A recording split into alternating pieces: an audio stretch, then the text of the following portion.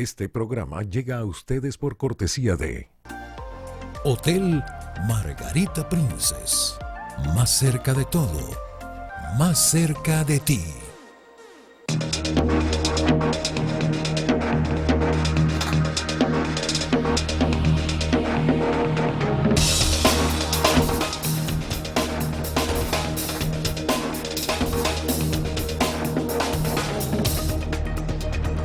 Amigos, muy buenos días, bienvenidos a su programa Frente a Frente, la referencia informativa y de opinión de cada mañana a través de la pantalla de Mira TV, canal 9 de Inter. Hoy es miércoles 10 de abril del año 2024 y como cada mañana vamos a recordarles nuestras redes sociales. Mi cuenta de X es @JairCuba, la del programa es @Frente a Frente 9, son cuentas de X, antiguo Twitter. También disponible el número de nuestra mensajería de texto, el 0424-232-3228, mensajes de texto y mensajes de WhatsApp. Y esta noche a las 8 de la noche en reposición, disponible en nuestro programa también, Frente a Frente, a las 8 de la noche. Y también, por supuesto, luego será difundido en nuestro canal YouTube, Jairo Cuba TV. Jairo Cuba TV en YouTube, usted nos busca allí y bueno, les agradecemos que se suscriban. Yo tengo ahí contenido variado, pero fundamentalmente si tiene interés en estas entrevistas, pues allí están disponibles en nuestro canal YouTube, Jairo Cuba TV. Por favor, suscríbase, si es de su gusto, y active las notificaciones. Hoy es miércoles 10 de abril, como lo dije anteriormente. Y bueno, vamos a comentar algunas cosas de nuestro insólito universo. En el día de ayer, después de mediodía, comenzamos a recibir algunas llamadas de gente preguntándonos nuestra opinión con relación a lo acontecido con Tarek El Aizami. Fíjense ustedes, la gente llama para pedir opinión, y me imagino que no solamente a mí, porque no soy el gran opinador del país, a muchísimos otros. ¿Por qué? Porque dentro de todo esto, mis amigos, hay una enorme desconfianza de la gente, desconfianza de ese proceso e incredulidad. Sobre todo esta última palabra, incredulidad. Tanto así que fíjese que uno vive monitoreando cuando tiene oportunidad de revisar las redes sociales, y para el momento en que el fiscal general de la República, el otro Tarek, este es William Saab, anuncia el hecho de la presunta detención de Tarek El Aizami, ni siquiera ello se convirtió en trending topic. No quiero decir que pasó desapercibido, ojo, pero lo chequeamos, ni siquiera se convirtió en trending topic. Una circunstancia de esta, a uno lo que se le ocurre es pensar, de nuevo se pretende insultar la inteligencia de los venezolanos o de algunos venezolanos. ¿Por qué lo digo? Bueno, muchos podrían decir, la gente afecta al gobierno, los más radicales, los más fanáticos, que los hay y que respetamos su posición. Muchos podrían decir, bueno, pero ¿qué se aspira? ¿Qué se aspiraba? Que pusieran preso a El Aizami. No tanto que se pusieran preso a El Aizami, lo que aspira la gente es que se haga justicia. Eso es lo que aspira la gente. Ahora, ¿dónde comienza la incredulidad? Cuando estamos hablando de un caso que tiene más de un año y que nadie sabía dónde estaba Tarek El Aizami. Que nosotros sepamos, no fue detenido en intento de fuga, que nosotros sepamos, no fue allanada una residencia donde el ministro de Petróleo se encontraba, que nosotros sepamos, apareció allí en las pantallas de televisión, esposado sin braga amarilla, por cierto, sin braga naranja, por cierto, sin braga naranja, por cierto. Ojo, tampoco es la idea, tampoco es la idea del tema. De hecho, a mí me parece que ese hecho y esa fotografía de ponerle a la gente bragas naranjas, me parece que lo que busca en todo caso es de descalificar mucho más el hecho de lo que se está viendo. ¿Dónde fue detenido el señor Laizami? Se desconoce. Por cierto, no lo vi tan afectado tampoco. Pero indudablemente se ha dado pie a una investigación donde están vinculadas otras personas, y voy a usar de nuevo la palabra, presuntos empresarios, me gusta más la palabra comerciantes, como denominé a varias personas que se dicen ser empresarios, porque entiendo que un empresario es un hombre de empresa que construye su capital y su patrimonio mediante el trabajo que se inicia con un emprendimiento. El comerciante también es un emprendedor, pero tiene otra connotación y tiene otras facilidades para desenvolverse en un mundo no muy claro dentro de las finanzas públicas. Por eso yo hago siempre la aclaratoria. Y también está involucrada allí una entidad bancaria financiera, que no voy a mencionar su marca por respeto y porque la idea tampoco es poner al escarnio a una entidad financiera donde mucha gente es usuaria. No digamos que tendrá ahorros allí, porque ahorita es muy difícil tener ahorros, pero la idea tampoco es generar un clima de desestabilización del sistema bancario. Yo ni siquiera iba a opinar de este caso, honestamente, ni siquiera iba a opinar de este caso, pero no puedo estar ajeno a la realidad, no puedo estar ajeno. Y recuerden ustedes que yo he venido criticando que en unas situaciones tan conflictivas del país, lamentablemente, en otros medios de comunicación pareciera que no está pasando nada. Entonces no puede uno, no tiene que ser esclavo de lo que dice finalmente, porque si lo asume con responsabilidad, uno tiene que ser esclavo de lo que dice. Y pasarle por un lado, me parece que es un ejercicio de irresponsabilidad, sobre todo en un programa como este, de opinión política, donde siempre advierto y siempre aclaro que no soy el dueño de la verdad. Desconozco si esta acción jurídica, esta acción legal acometida por el fiscal general de la República tiene un cierto asidero y, bueno, definitivamente después de una larguísima investigación se tomó esta decisión. Lo desconozco absolutamente, pero sí, al igual que el resto de la gente, me llama poderosamente la atención la manera tan simple como se presenta este hecho del exministro de Petróleo, ex vicepresidente, ex gobernador del estado de Aragua. Estamos hablando, mis amigos, de un funcionario del alto gobierno, y me llama poderosamente la atención. ¿Dónde estaba el señor Laizami? Bueno, hay muchas opiniones, hay mucho rumor sobre ello, pero de que el gobierno sabía dónde estaba, sabía dónde estaba. Que se esperó un año después para proceder en esta causa. Bueno, le tocará al gobierno explicarlo y le tocará a la gente descifrarlo. Pero indudablemente que el hecho en sí genera incredulidad. Y lamentamos también el tema de la institución financiera, por lo que digo.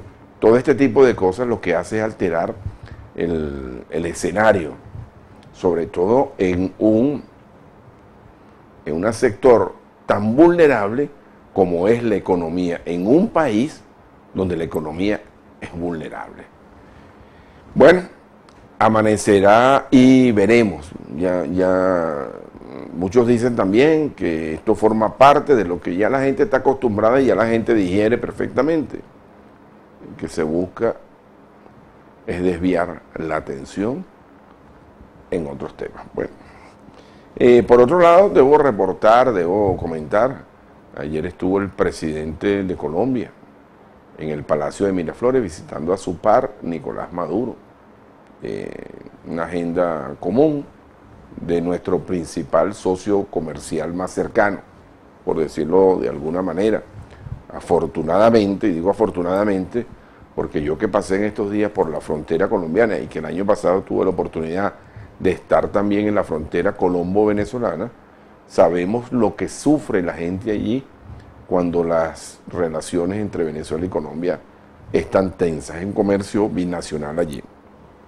No se habló nada de los agravios. Yo hice aquí un comentario con relación a eso. Es muy difícil que uno dijera cosas sin que sospeche de que hay una segunda intención. No, es muy difícil, y eso me refiero cuando el presidente Petro se pronunció y la respuesta que le dio el gobierno venezolano. Creo que eso no estuvo ni en agenda, o a lo mejor se les olvidó que eso había ocurrido. Bueno, eso por un lado, la situación de Tarek El Aissami, la situación del gobierno y su relación con Colombia. Desconozco si el presidente Petro sigue en Venezuela. Por otro lado, ayer también hubo, y ya con esto cierro, una reunión de una delegación de la Unión Europea con el Consejo Nacional Electoral, verificando este tema de la veeduría u observación internacional europea para el proceso de elecciones del próximo 28 de julio. Una breve pausa, queridos amigos, ya estamos de nuevo juntos en su programa Frente a Frente.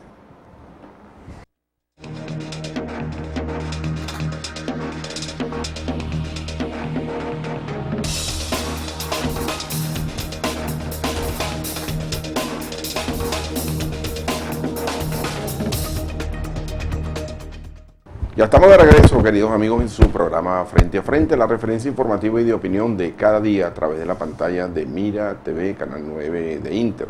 Agradeciendo, como siempre, su gran audiencia y los reportes que nos hacen a través de la mensajería de texto, que por cierto la tengo activa, el 0424-232-3228. Mensajes de texto y mensajes de WhatsApp. Y esta noche a las 8 de la noche en reposición puede ver de nuevo Frente a Frente. Este programa va a estar interesantísimo. Y posteriormente en nuestro canal YouTube. Bueno, le damos la bienvenida al candidato presidencial del Partido Acción Democrática, Luis Eduardo Rodríguez. Buenos días. Buenos días. Martínez. Martínez, perdón. No, bueno, tuve un lapsus. Muchísimas gracias. Martínez, estar con ustedes. ¿Cómo estás? Hoy aquí en Los Teques, buen amanecer. Sí, en esta ciudad tan hermosa. Siempre por aquí el clima nos ayuda un poco. Yo estudié muy cerca, bachillerato, y cada fin de semana recuerdo que pasaba frente a Los Teques, porque estudié en Caricuao, en el Liceo Militar Gran Mariscal de Ayacucho, pero cuando venía de Maracay me era mucho más fácil irme por la carretera vieja de Los Teques a Caricuao. Ah, claro, por supuesto. Yo pensaba que había estudiado en el Colegio San José. En el Colegio San José. Bueno, y quiero empezar por ahí, Luis Eduardo, para aprovechar un poquito y darle agilidad a esta conversación que vamos a tener en la mañana de hoy. Tú eres de Maracay, tú eres del estado de Aragua. Sí, yo nací en Maracay, hijo de una mujer que es nativa de La Victoria. Mi papá es de Casigua el Cubo, en el municipio Colón, en el estado Zulia. Y posteriormente, por esas cuestiones del azar, me fui a estudiar el Oriente. Así que tengo, digamos, una parte de mi corazón en cada una de las regiones del país. Sí, porque en el anterior proceso para gobernadores tú fuiste candidato de tu estado natal, pero ya fuiste gobernador del estado Monagas. ¿Cómo ocurrió? Yo fui en 2 ocasiones gobernador del estado Monagas. Antes fui diputado regional y concejal en Maturín. Pues son cuestiones del azar. Estudiando bachillerato, graduándome, me preinscribí para estudiar en la universidad y la OPSU me asignó al Oriente y me fui y ahí hice mi carrera profesional y política. Pero luego de varios años dedicado al quehacer educativo privado, se me presentó la oportunidad de ocupar una plaza en las listas de Acción Democrática a la Asamblea Nacional y decidieron que fuera por mi estado natal, Aragua. Y en ese año de vinculación como parlamentario, los partidos de la alianza decidieron postularme candidato a gobernador. Y realmente fue una experiencia gratísima porque fue el regreso a casa. Qué bueno. Bueno, ahora eres candidato presidencial, tuvimos la oportunidad de acompañarte el día de la inscripción allí en el Consejo Nacional Electoral. Vamos a conversar de varias cosas, vamos a hablar de lo político y de lo caliente y lo tensa que está la situación política, pero también quiero que comentes un poco qué le ofrece Luis Eduardo Martínez al país. ¿Por qué tomas esa decisión? Bueno, en principio porque estoy convencido de que tengo las credenciales, las capacidades, las competencias y además la naturaleza que hoy se necesita para conducir un país en una crisis tan profunda como la que hoy atraviesa Venezuela. Y eso se refleja a lo largo de una vida que me ha permitido adquirir experiencia en el sector público, pero también en el sector privado. Yo tengo unos 20 años dedicado a trabajar en el quehacer universitario, en universidades en Venezuela y fuera de Venezuela. A la fecha soy el rector de la Universidad Tecnológica del Centro, pero soy también el chancellor, que es el equivalente al rector de Millennium Atlantic University, una universidad acreditada que está basada en Estados Unidos. Integro junta directiva de varias corporaciones venezolanas y extranjeras. Pero esa combinación del sector público y el sector privado me permite avisorar que tenemos la capacidad para gerenciar un país con tantas dificultades. Nosotros tenemos meses trabajando en el plan de gestión del gobierno y en el Consejo Nacional Electoral presentamos el avance de lo que hasta ahora se ha hecho. Definimos 20 líneas maestras de lo que sería nuestra gestión de gobierno. La primera prioridad es el relanzamiento económico con inclusión social. Incluso me atrevo a señalar que estamos en capacidad de generar un milagro económico en Venezuela. La segunda línea maestra es sueldos, salarios, jubilaciones y pensiones que tienen que alcanzar niveles suficientes de dignidad. Por cierto, aprovecho, el próximo 1 de mayo se cumpliría un tercer aniversario que no se producen aumentos importantes para los trabajadores, cuando antes se acostumbraba que cada 1 de mayo se anunciaban incrementos significativos. La tercera línea maestra es para nosotros una cuestión importantísima porque toca a todas las familias venezolanas, que es el garantizar, viabilizar el regreso de los muchachos, de las muchachas que se han marchado, 6, 7 millones que están afuera según ACNUR. Inmediatamente después está el convertir la industria petrolera, minera, gasífera en herramienta para una economía de bienestar. Industria petrolera, por cierto, que en los últimos años ha venido siendo golpeada severamente por una serie de denuncias que ayer volvieron a activarse y que demuestran la necesidad de que se retomen mecanismos de control estrictos que eviten esas situaciones que se están dando. Y así seguimos en cada una de las líneas maestras de educación y salud como prioridad. La preservación del ambiente, la reinserción de Venezuela en el escenario internacional, logrando que se repongan las relaciones comerciales, diplomáticas, consulares con antiguos aliados como los Estados Unidos y la Unión Europea. Dentro de esas líneas maestras, ¿por dónde empezar? ¿Cuál crees que es la prioridad realmente? Mi prioridad, y la prioridad que debe ser de cualquiera que asuma el gobierno, es mejorar de inmediato, que es posible, el ingreso de los venezolanos. Yo he dicho, y lo voy a decir viendo a la Cámara una y otra vez, que mi primer decreto, juramentado presidente, es aumentar significativamente los salarios, los sueldos, las jubilaciones y pensiones de cerca de 11 millones de venezolanos que hoy están en salarios mínimos. Ayer nada más estaba leyendo un informe. Cuba, que es un país que siempre fue conceptuado por nosotros como pobrísimo, hoy tiene un salario mínimo que ronda los $47. El nuestro a tasa de hoy es menos de $3.4. Así que incrementar el salario es fundamental.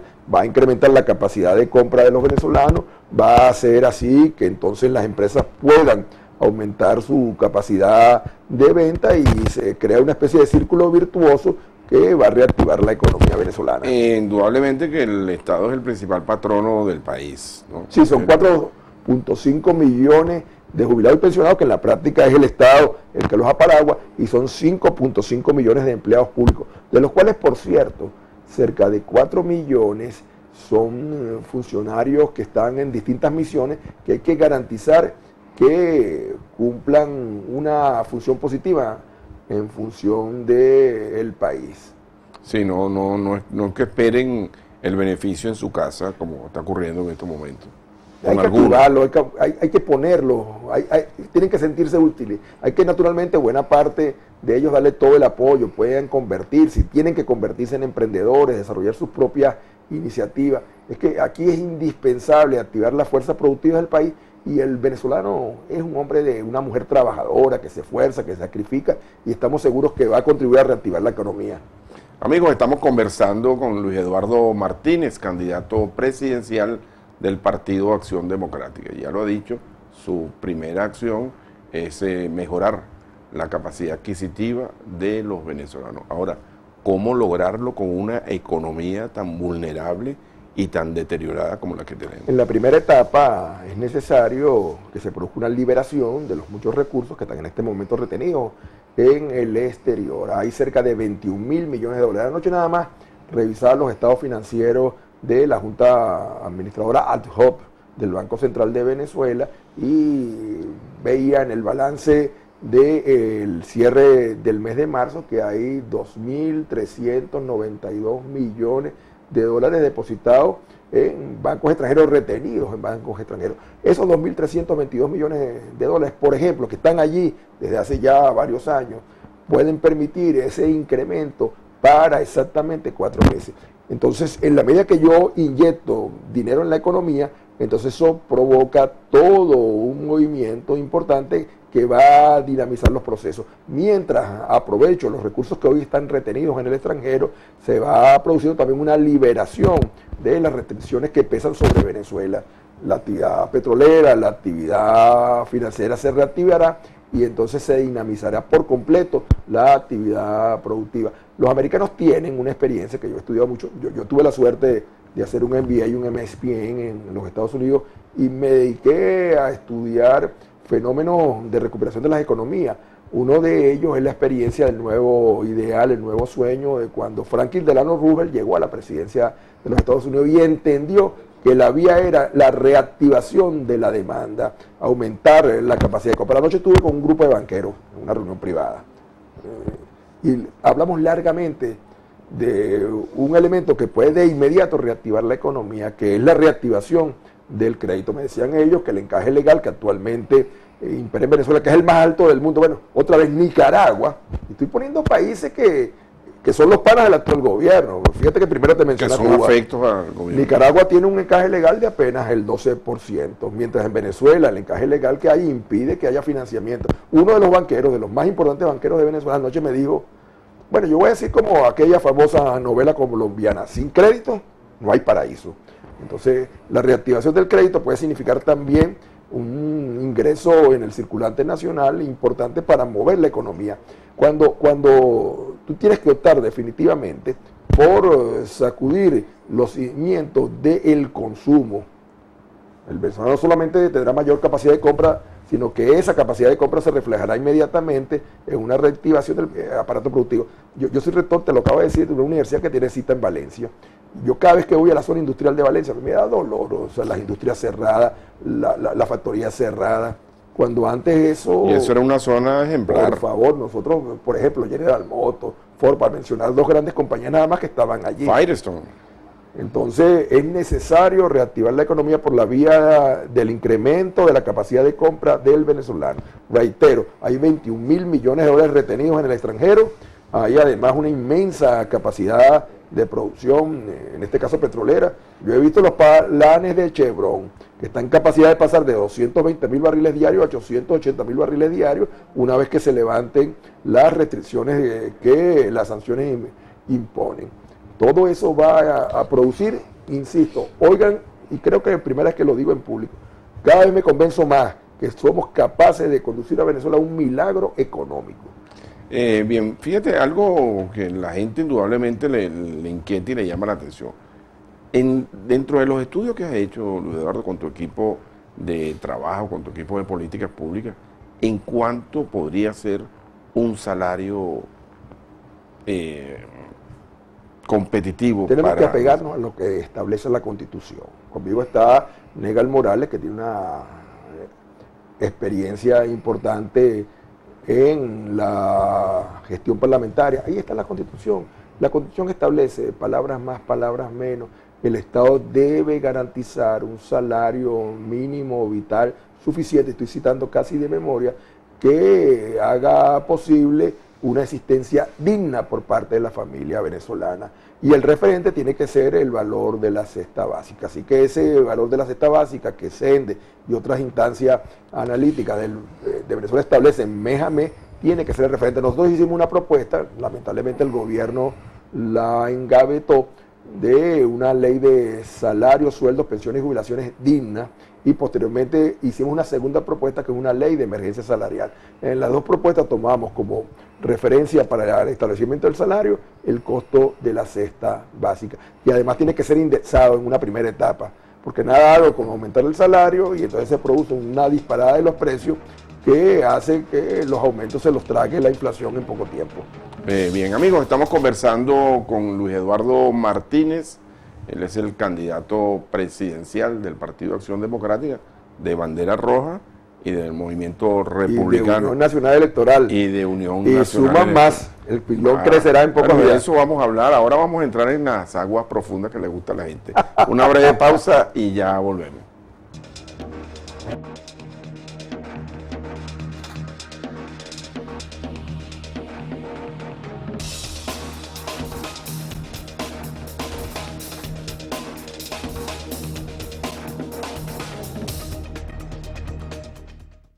Ya de vuelta, queridos amigos, en su programa Frente a Frente, la referencia informativa y de opinión de cada día. Recuerde esta noche a las 8 en reposición, que estará disponible también este programa en nuestro canal YouTube, Jairo Cuba TV. Conversando en la mañana de hoy con el candidato presidencial del Partido Acción Democrática, Luis Eduardo Rodríguez. Ampliamente debatido el tema de... ¿Cómo que tiene una novia de apellido Rodríguez? ¿A Rodríguez digo otra vez? Ah, caramba, Martínez, me disculpa, de verdad. Cuando llegues a tu casa te van a guindar. No. ¿Estás sospechoso? No, me porto bien. No, pero yo entendí. ¿Quién es Rodríguez? Ya no, es Martínez, Luis Eduardo Martínez, candidato del Partido Acción. Además que es curioso, porque yo te llamo Martínez. Claro, curioso. Por eso te digo. No, es que a veces tú sabes que el subconsciente también... Un fallecido por ahí hubiera dicho que estás en estado general de sospecha. Sí, no, y el subconsciente a veces lo traiciona a uno. Luis Eduardo, bueno, el tema, vamos a entrar un poquito en el tema político. Está muy tensa la situación política en Venezuela. Yo digo, y lo he dicho aquí en este programa, en mis comentarios de opinión, que todos, absolutamente todos, son los garantes de que este país funcione bien, toda la clase política, y además de eso, todos los actores políticos que están protagonizando este proceso electoral también son garantes de la unidad. ¿Qué está pasando con eso y cómo definimos ese concepto de unidad? Porque tú eres uno de los 13 candidatos que hay. Para mí, nada más importante que se pueda producir un cambio en Venezuela y que pueda producirse de manera pacífica y electoral. Para mí también es obvio que eso se facilitaría si se diese la mayor propuesta unitaria. Fíjate que digo unitaria y no única, porque hay que hacer esto absolutamente claro, no podemos pecar de ingenuo. Es prácticamente imposible que la totalidad de los que se han inscrito coincidan alrededor de una propuesta. Yo creo en la unidad, creo en la necesidad de marchar juntos, creo también de ir haciendo ese proceso paso a paso. Yo he estado reuniéndome intensamente en estos días con la casi totalidad de los candidatos y le he dicho avancemos poco a poco. La primera propuesta que he hecho, Negal por cierto no le gusta mucho, pero hay otros estados y otras organizaciones que seguramente sí lo verían con buenos ojos. Yo estoy planteando que es necesario un padrón electoral único. ¿Para qué? Para garantizar que en cada mesa de votación haya testigos de la oposición. Me reuní hace pocas horas atrás con la representación de Naciones Unidas y mañana me voy a reunir con la representación de la Unión Europea. Y le voy a decir lo que yo he aprendido a lo largo de todos estos años.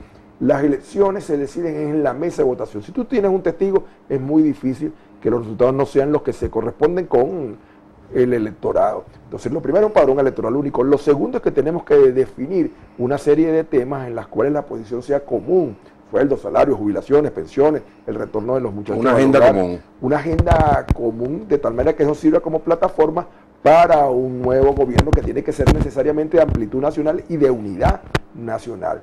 Y el tercer aspecto entonces sería una campaña de motivar a votar. Fíjate que no te he dicho en ninguno de los 3 primeros pasos que me apoyen a mí o que yo apoye a alguien distinto. Entonces, avanzar hacia la unidad con elementos que nos unen. Un padrón electoral único, un programa de atención de las grandes necesidades del país único y una campaña para votar. Yo ayer alerté, se han inscrito hasta hoy 428,000 jóvenes, nuevos votantes, pero en Venezuela hay 3 millones, más muy de por 3 debajo millones, de lo que se muy aspira. por debajo, es apenas el 15%, léelo de otra manera, el 85% no se ha inscrito. Sí, yo oí cuando el rector Quintero lo dijo frente a mí que había habido 1 millón de movimientos en el registro electoral. Sí, está bien, 1 millón de movimientos, pero los cuales 600,000 son reubicaciones. Así es. Entonces, los nuevos apenas son 428,000. Entonces, no puede ser que un país como el nuestro, donde los jóvenes se están jugando su futuro, la inscripción se mantenga en esos niveles que son bajísimos. Pero eso no tiene que ver con la división de la oposición también. No, eso tiene que ver de 3 factores fundamentales. Uno, las pocas facilidades que hay que multiplicar el número de puntos de inscripción, hay que ampliar el horario y extenderlo mucho más allá de las 4 de la el tarde. desánimo de la gente. Ese es el segundo punto.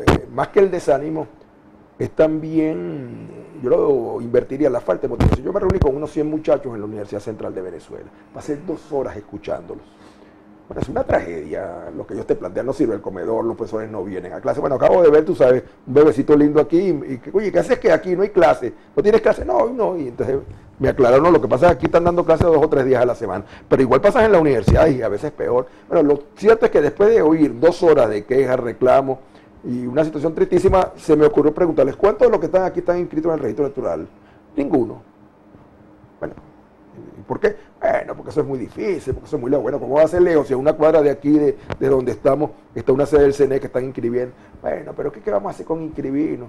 Entonces, al final, utilicé lo que alguien llamaría una técnica de motivación a la inversa. Está bien, no se inscriban, no se inscriban, no se inscriban. Se me quedaron viendo casi horrorizados. Pero ¿cómo van a decir que no se inscriban, no se inscriban, no se inscriban? Pero el año que viene, cuando estén transitando por la selva de Darién y tengan el barro metido, tú sabes, hasta el cuello, acuérdense que ustedes son responsables. Porque el problema aquí, Jairo, es que muchas veces se dice, no, los políticos son responsables. No, aquí todos somos responsables.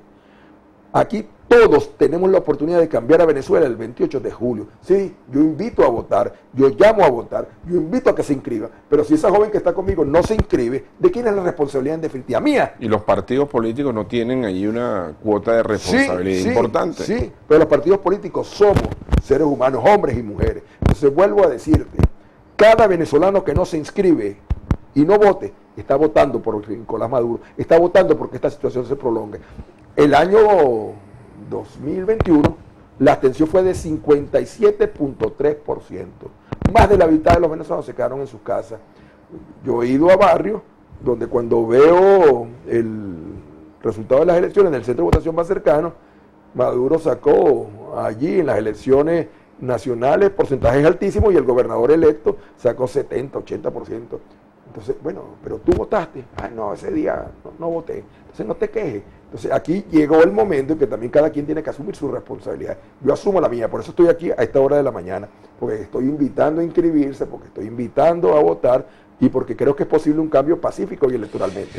De lo que dijiste anteriormente, yo rescato 2 palabras, un padrón electoral único, pero me dices que no ves un proceso de unidad entre los factores políticos. Sí lo veo, pero sí lo veo, pero hay que aproximarse paso a paso, porque en la medida que empecemos a trabajar temas comunes, en la medida que empecemos a acercarnos, en la medida que empezamos a coincidir alrededor de puntos importantes para Venezuela, es mucho más fácil que el simple decir, bueno, quién va a ser el candidato. Y además de eso se permite que cada quien vaya avanzando y pasado una semana evaluar, bueno, quién en este momento tiene la mejor oportunidad. Pero no podemos esperar sentados que se produzca el milagro de la unidad. Y en definitiva, se construye. Tiene que construirse como se construye una casa, bloque a bloque. Entonces mi primer bloque, insisto, para empezar a sentarnos a trabajar, es el padrón electoral único. El segundo bloque es el programa de gestión gubernamental único. El tercer bloque es la unidad alrededor de invitar a votar convenciendo, que es votando cómo se resuelven los problemas, y entonces en ese proceso de acercamiento, de coincidencia, de reuniones, de encuentros, entonces ya mucho será mucho más fácil escoger un candidato. Pero en definitiva, a quien le va a corresponder la gran decisión de promover el cambio es el pueblo venezolano, que llegado el momento tendrá que decir, bueno, este no tiene oportunidad, este no tiene ninguna oportunidad, este es el que tiene oportunidad. ¿Por qué? Porque, bueno, en el caso nuestro tenemos un partido histórico, tenemos una larga gesta de logros en los últimos 83 años en Venezuela, pero lo que sí es cierto es que Venezuela no resiste 6 años más. ¿Tú te imaginas 6 años más de este desastre? Los que me ven, ¿se imaginan 6 años más de esta pesadilla? ¿Se imaginan 6 años más con sus muchachos fuera? ¿Se imaginan 6 años más con estos sueldos, salarios, jubilaciones y pensiones? ¿Se imaginan 6 años más con estos hospitales como están? ¿Se imaginan 6 años más con este desastre de los servicios públicos? Ese es el futuro que ustedes quieren para sus hijos. Entonces, vamos, los que no se han inscrito, inscríbanse. Los que están en sus casas pensando, voten. Y voten por aquel que garantice un cambio en paz en Venezuela, porque yo entiendo, para mí es prioritario, que preservar la paz es fundamental. Amigos, conversamos en la mañana de hoy con Luis Eduardo Martínez, lo dije bien. Con Luis Eduardo Martínez, candidato presidencial de Acción Democrática. Hablando de Acción Democrática, ¿qué te diferencia con el otro grupo de Acción Democrática? ¿Dónde está la diferencia? Nada, hoy nada. ¿Y por qué no están corriendo juntos? Estamos crecientemente corriendo juntos, nada, porque ¿qué nos separó? Nos separó un criterio que a nuestro juicio era absolutamente equivocado y que hoy se demuestra que la razón la teníamos, y no es un alarde de autosuficiencia, que la razón la teníamos los que proclamábamos que era necesario votar, que era necesario participar en procesos electorales, que el gobierno era derrotable electoralmente, que los atajos, las insurrecciones, a nada conducían. Porque la gran diferencia, lo que nos separó en un momento fue aquellos que proclamamos que había que votar y aquellos que decían que no, que había que tomar atajos.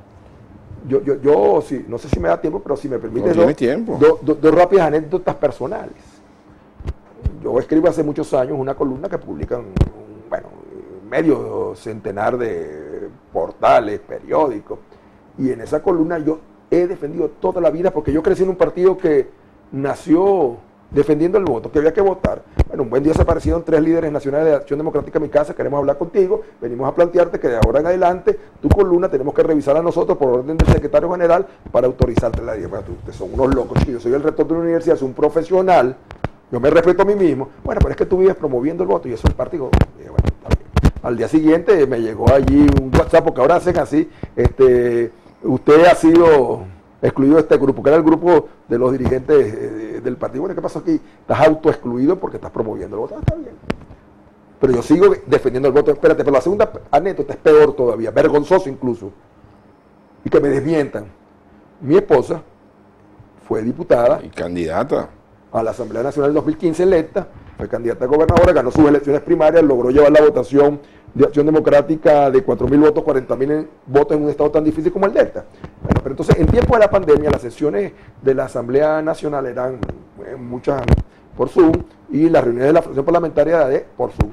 Entonces ella se reunía por Zoom, pero bueno, estaba en mi casa, mi computador, mi internet, naturalmente yo me metía y a veces me decía, oye, pero tú no eres miembro del Parlamento, no importa, bueno, si quieres devuélveme mi computadora. Bueno, pero entonces un día estaban discutiendo participar o no en las elecciones parlamentarias del 2020. Y todos los diputados presentes en esa reunión, menos uno, no puedo decir con nombre y apellido, Eliezer Sirí de Falcón, votaron con que era necesario participar en las elecciones parlamentarias del 2020. Entonces, el entonces jefe de esa Acción Democrática, bueno, aquí estamos de acuerdo, aquí casi unánime que hay que participar en las elecciones parlamentarias del 2020, que era lo correcto, había que participar. A las 48 horas los convocan a una reunión, vuelve allá a prender el computador y yo ahí detrás curiosidad. Entonces el que se arrogaba la representación de ADE dice, hablé con Abraham, refiriéndose al subsecretario de Estado para Asuntos Latinoamericanos de esa época. Y Abraham me ha dicho que a los Estados Unidos no le conviene que haya participación en las elecciones parlamentarias. Uno de los adulantes ahí, por cierto, que hasta vergüenza no decir el nombre porque fue gobernador conmigo. Fulanito, y tú hablaste con Abraham, qué orgullo. Sí, y Abraham dice que al gobierno de los Estados Unidos no le interesa que participe en las elecciones parlamentarias. Entonces, cuando ella paga el compuesto, le dice, mira, si Rómulo Betancourt estuviera vivo, a cada uno de ustedes le diera una patada. Bueno, yo no dije fundillo, dije la grosería. Porque es que no hay derecho que un partido nacionalista, revolucionario, como Acción Democrática, esté hoy sujeto a un funcionario de tercera, porque ni siquiera fue que se lo dijo Trump, o que se lo dijo Pompeo, o que se lo dijo Pence. Es que un funcionario de tercera que a los 2-3 meses lo habían liquidado el Departamento de Estado, dio la orden. Yo vi cosas terribles. Yo vi una vez al embajador anterior, que atendió a un grupo de diputados y que digan que es embuste. Un fin de semana. Y entonces, pero nunca prendió la cámara. Y entonces al final dijo, ustedes me van a perdonar, que no estoy conectado visualmente, pero es que estoy aquí en Cartagena. Buen día, estoy aquí en la piscina. Fíjate que ustedes son importantes para mí, que los estoy atendiendo desde la piscina. Es una cuestión vergonzosa. No me lo contaron, yo lo vi de cerca.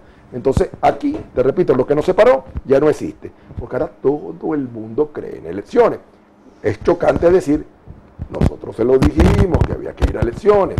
Entonces nosotros, militantes de un partido que nació defendiendo el voto, promoviendo el voto, que hizo posible el voto universal, directo y secreto, el voto para las mujeres, el voto para los jóvenes, el voto para los analfabetas, que en ese momento era más de la mitad de la población, no podemos tener una posición distinta. Así que yo invito a todos los militantes de Acción Democrática a que aprovechemos esta gran oportunidad para reafirmar los valores del Partido del Pueblo. Esta es su casa, son bienvenidos. Amigos, vamos a hacer una breve pausa y al regreso continuaremos conversando con Luis Eduardo Martínez, aquí en Frente a Frente. No se muevan su televisor.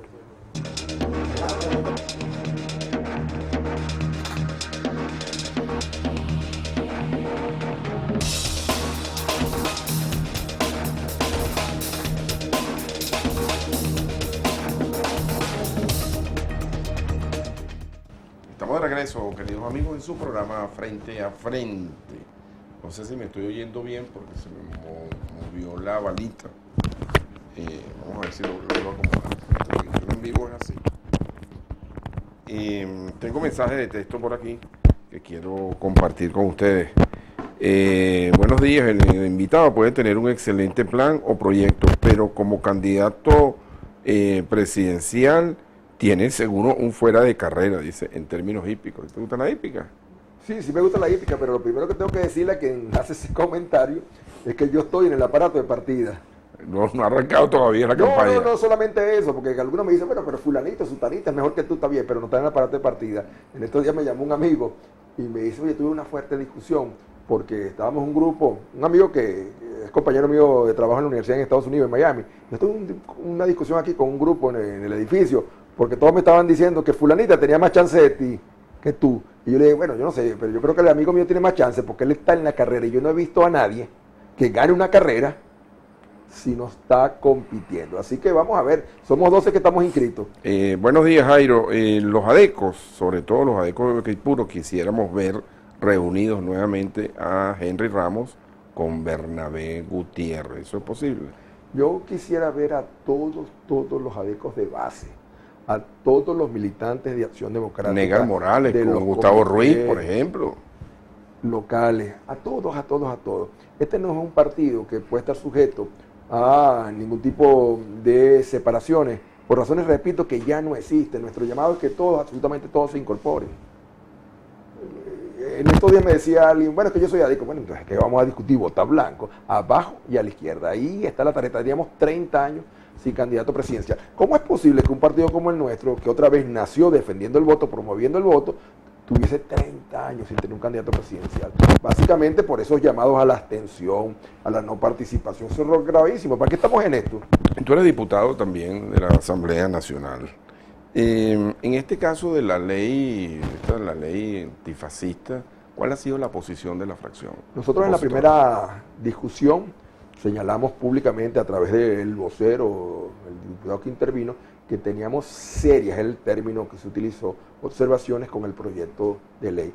Ayer estuvimos trabajando un grupo de parlamentarios en razón de una serie de recomendaciones que hicieron los secretarios generales de Acción Democrática en una reunión que se estuvo anteayer. Y ahí ya tenemos una posición que haremos pública una vez que se pase a la segunda discusión. Pero anticipo que nosotros rechazamos de la manera más rotunda esa propuesta de ley. Si no votarían la ley. Te repito, estamos por formalmente tomar la decisión, pero los secretarios generales de Acción Democrática, Negal, por ejemplo, hizo una muy buena intervención en esa reunión.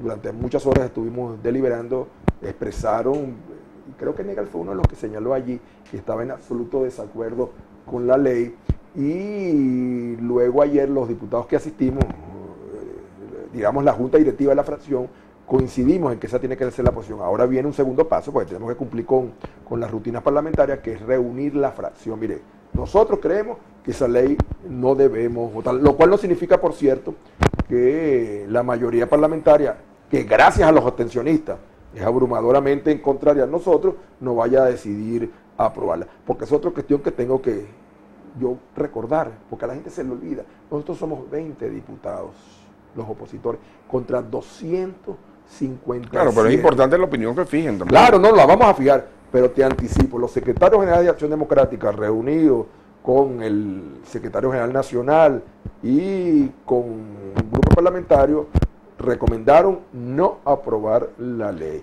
Y ayer la junta directiva de la fracción parlamentaria coincidió en esa opinión de los secretarios generales. Y con el tema del presupuesto, que fíjate, tú empezaste el programa hablando del tema de los sueldos y salarios, que creo que mencionaste que van 4 años sin que haya un aumento de sueldos, y finalmente en el presupuesto, en lo que se refiere al tema del salario, se aprobó una cantidad, un porcentaje muy escaso, pero se le dio valor al tema de las bonificaciones. ¿Cuál fue la posición de la fracción opositora? Rechazo. Nosotros, ¿pero votaron? Nosotros hicimos serias observaciones al presupuesto y señalamos uno que no podía considerarse, y lo que te voy a decir quizás el común no tenga la información, por ejemplo, primero que no podía considerarse como ingresos extraordinarios los ingresos provenientes de la venta de petróleo, porque eso hace que la base para los situados constitucionales, para las gobernaciones y para la alcaldía se reduja. Y lo segundo que señalamos, que tenía que rehacerse el presupuesto para garantizar por lo menos a los empleados públicos, los jubilados y pensionados, sueldos, salarios, jubilaciones y pensiones, que en ese momento solicitábamos que fuera mínimo de $100 americanos, sueldos, no los bonos, porque para nosotros tenemos absolutamente claro que las bonificaciones no tienen ninguna incidencia en toda una serie de conceptos de carácter paralaboral que son importantes para el trabajo. No inciden las vacaciones, no inciden los aguinaldos, para decirlo en lenguaje sencillo, en el bono sustitutivo de utilidades, para utilizar el lenguaje correcto, no incide en las prestaciones. A mí me da absolutamente vergüenza cuando yo sé de casos que tienen muchos años en la Asamblea Nacional. Recientemente entrando me atajó una señora, me dijo, mire, mi esposa murió después de tener aquí casi 30 años, y ve lo que me tocó, me dieron por la liquidación de mi esposo. Entonces cuando yo veo algo así como el equivalente a $30, $40, entonces sueldos, salarios, jubilaciones y pensiones tienen que ser prioridad en una nueva gestión de gobierno, y el presupuesto tiene que ser hecho en función de esa prioridad. Tocando primero los empleados públicos, que además, tú lo acabas de decir temprano, es la casi totalidad de la masa laboral venezolana. En Venezuela podemos hablar que cerca de las 2/3 partes de los asalariados están en la administración pública, lo cual no quiere decir, por cierto, que esa masa laboral hoy estén trabajando. Tú vas a los ministerios y eso da ganas de llorar. Es una ausencia absoluta. ¿Y quién va ahí con un sueldo de 130 bolívares a trabajar? Bueno, es que más o menos lo que pasa con los trabajadores de la educación.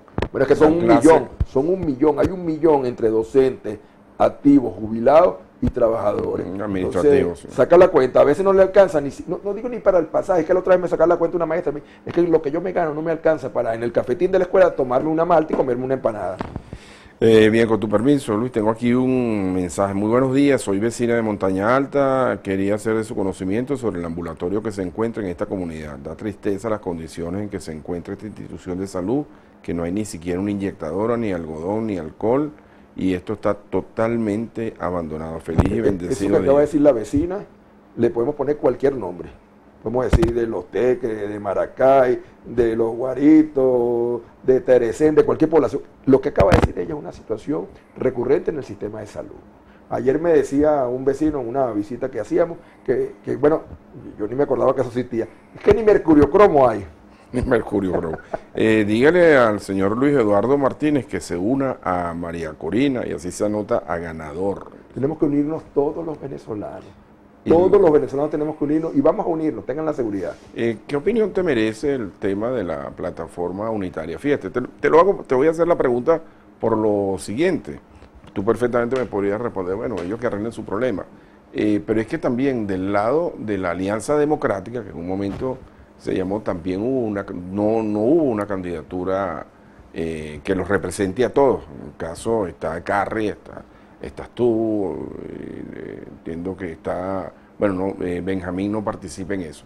Y en el caso de la plataforma unitaria, bueno, todavía no tienen un candidato. ¿Qué opinión te merece todo eso como ejemplo hacia el país y tú como dirigente político? Que tenemos que hacer un gran esfuerzo, en estas semanas que restan, que yo creo que es suficiente para presentar una fórmula, reitero el término, unitaria al país. Yo estoy de acuerdo con eso, absolutamente de acuerdo. ¿Te es creíble el tema de Tarek El Aissami? La aprehensión que se hizo el día de ayer, ¿eso te genera credibilidad? Bueno, creo que luego de un año, porque que yo sepa, no lo agarraron corriendo ni lo agarraron huyendo. Creo que fue un periodista que la escuché hace muchos años y creo que además es una expresión no de él, sino de un famoso experto americano. Una imagen vale más que 1000 palabras. Tú me estás diciendo que sí es creíble. Yo lo que vi fueron las imágenes que son suficientemente creíbles porque muestran al expresidente de PDVSA, al exministro de Finanzas, esposado siendo trasladado. Así que creíble es que en este momento están en una, no sé dónde, porque no lo han dicho, en algún sitio encarcelados en espera de ser imputados y de ser sometidos a un juicio. Pero es que yo hago la observación porque, ¿y dónde estuvo durante todo este tiempo? Tendremos que preguntar nosotros también. También me da curiosidad. Es ahí el detalle. Pero ahí, tú ni yo tenemos la información, entonces... no, lo que tenemos son rumores, presunciones. Sí, bueno, a las uno cuales yo decía no que me estaba presto. en Siria, otro te decía que estaban en China. No. Otro decía Siria, que estaba... si hubiese estado en Siria, no hubiese No, es lo que regresado. decía, es que yo oí de todo. Otros decían que estaba, tú sabes... En Fuerte Tiuna. pero Otros decían que estaba en Monaga. ¿En Monaga estaba? Otros decían eso, pero nunca nos hicimos eco. Pero bueno, lo cierto es que hoy, anoche, sí sabemos dónde durmió. O creemos saber dónde durmió. Me quedo con lo último. Yo también queremos saber dónde durmió. Rescato lo último. El tema de la plataforma unitaria y la candidatura de Manuel Rosales, ¿has tenido oportunidad de conversar con Rosales? Sí, me ha dicho que has hablado con todos. Con todos, hemos hablado formal e informalmente. Hace poco estuve en una situación bien dolorosa acompañando a Luis Emilio Rondón, que es un gran amigo mío, en ocasión del fallecimiento. Amigo común, sí. Sí, de su mamá. Estuvimos conversando largamente. Y lo más importante es que no tengo ninguna duda de que les anima la misma preocupación mía, de que es necesario un cambio en Venezuela, que necesitará un cambio en paz, que el país no resiste años más de esta situación que estamos soportando. Esta visita a los TEC, ¿qué incluye esta agenda? Empezaste por aquí. ¿Qué más vas a hacer hoy bueno, Jairo, en el municipio de Huaycaipuro? Primero que empecé gratísimo esta reunión contigo. No sé si más tarde me vas a brindar un cafecito. Pues. No, por supuesto. Bienvenido aquí. Siempre. Yo te había escrito varias veces y lo habíamos anunciado aquí que tenemos la bueno, después de esta agradable entrevista, tengo otra entrevista de radio, luego el compañero secretario general del partido en el municipio Huaycaipuro nos tiene preparado con un grupo de militantes y dirigentes un arepazo. Un arepazo. Así que vamos a ver que le vamos a meter sin mortadelo diablito, porque el jamón está muy caro. No, y el diablito también.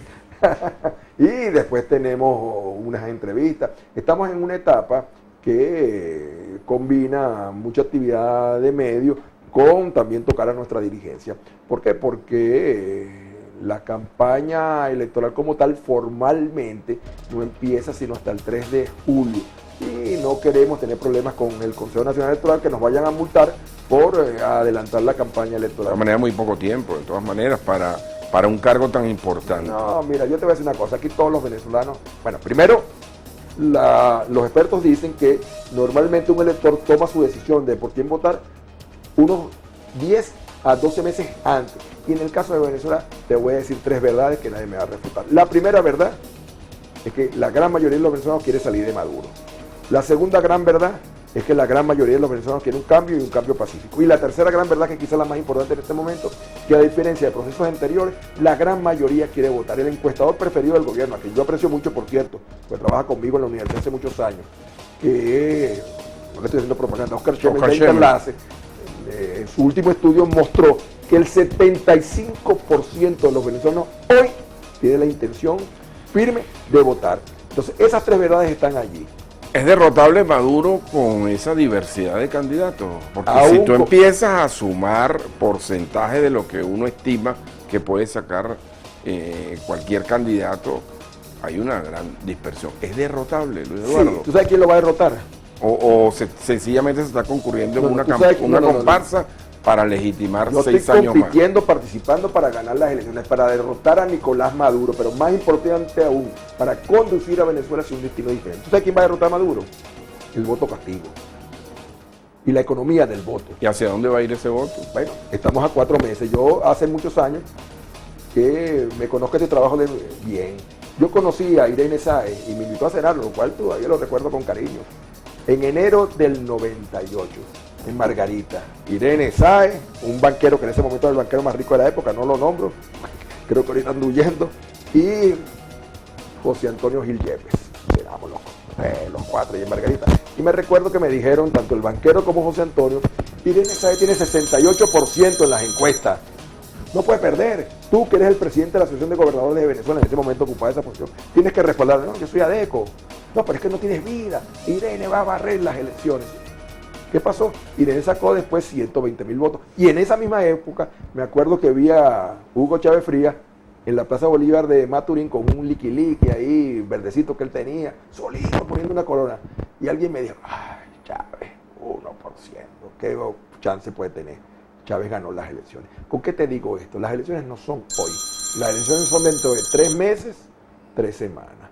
Y aquí los venezolanos, de manera electoral y pacífica, van a facilitar que esta tragedia termine. Son 25 años de tragedia. Juan Vicente Gómez gobernó él, o por interpuestas personas, 27 años. Pero sus logros son mucho más. Fue una dictadura terrible, feroz, que yo rechazo. Pero sus logros económicos fueron mucho más de este fracaso estruendoso que estamos sufriendo. Entonces el voto castigo y la economía del voto van a derrotar a Maduro aplastantemente. Bueno, muchísimas gracias. Jairo, De verdad. muchísimas gracias, encantado de estar contigo. Un enorme placer. Amigos, ha sido Luis Eduardo Martínez, candidato presidencial del Partido Acción Democrática, Bandera Roja, Movimiento Republicano. Unión Nacional Electoral. Y no te sí. digo los otros porque tú sabes, todavía es un secreto. Y dice que cuenta con otras alianzas. Recuerden, esta noche a las 8 en reposición este programa con ñapa y todo, y que estará disponible en nuestro canal de YouTube. Y mañana ustedes y nosotros de nuevo, frente a frente. Este programa llegó a ustedes por cortesía de Hotel Margarita Princess. Más cerca de todo, más cerca de ti.